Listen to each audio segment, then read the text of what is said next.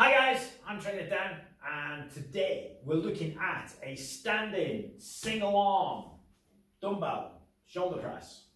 Seems like a very long title, and it is.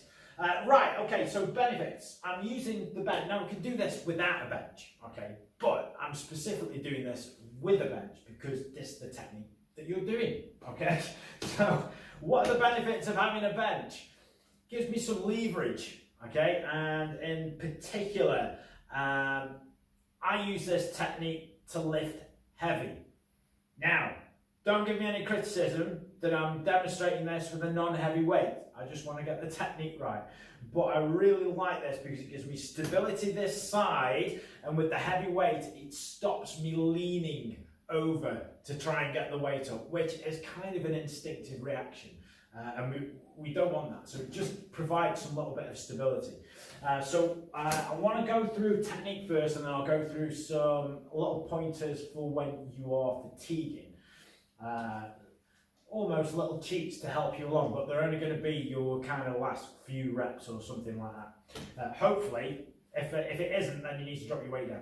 Okay, so we're up into position, and we want palms forward. This is a palms forward dumbbell press, okay? Get the wrists in line. Try not to have them drop back, and you'll feel the difference. You'll feel a fuller movement in the deltoid. You'll feel it just switch on a little bit more as soon as you put that wrist up. Once we're back, we will just tend to sort of emphasize the anterior portion rather than a fuller portion of the actual deltoid.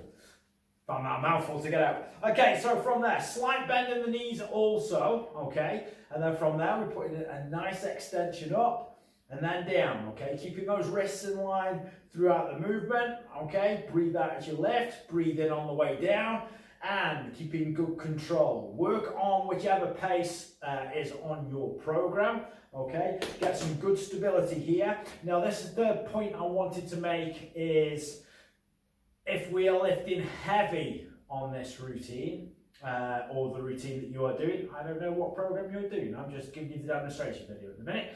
Okay, so if you are working on a routine that is heavy and the last few reps you are finding are a little bit difficult, then this is a great position to kind of have a little bounce through the movement, okay? And we want to be quite conservative with that bounce, so we don't want to ruin it. So if you're going through your reps and whatever pace sequence you're on, you're finding it a little bit tight, we can put a tiny little chuck in with the knees. And all it is a little bend and a lift, and it will just create a little bit of momentum to just get you through your flat spots.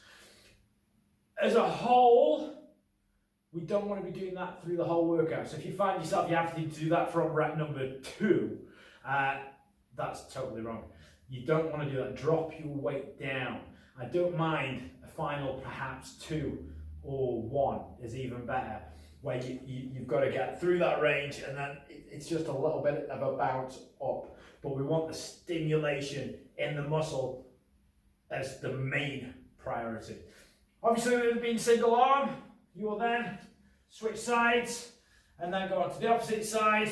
Same positioning again. I don't know why I'm demonstrating. You know what to do now, okay? Keep those wrists in line, okay? And then from there, squeezing up, get a good alignment. You can see what I'm doing here. I'm not pushing up with this, just straight on. I am actually following a line right the way up above my head and then coming down again, but maintaining that box shape, which I'm glad I did demonstrate this side because I didn't say that side, even though you could see it. So that is what you're looking for, single arm standing, shoulder press, palms forward. Enjoy it.